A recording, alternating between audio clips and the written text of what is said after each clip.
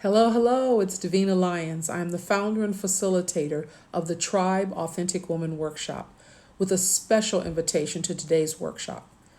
I usually don't do this, but this workshop is super important for women to attend, especially women who find themselves having difficulty right now coping with everything that is happening in our world.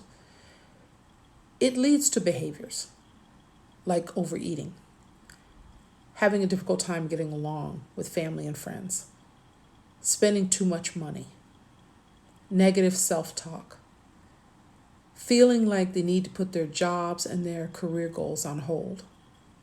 Well, no worries, I've got you covered. See, it's my mission to help support women in becoming courageous and confident so they can live their authentic best life and reach their highest potential, whether we're in a pandemic or not. Each month's Tribe Authentic Woman workshop covers one step of the 8 steps to mastering authenticity. This month, we'll be talking about our behaviors, specifically our authentic behaviors, the different ways in which we behave, the ways in which our fight, flight, or freeze plays into our behaviors, and ways to identify the triggers that certainly affect our behaviors. And finally, women will be given techniques to redirect or interrupt challenging behavior patterns.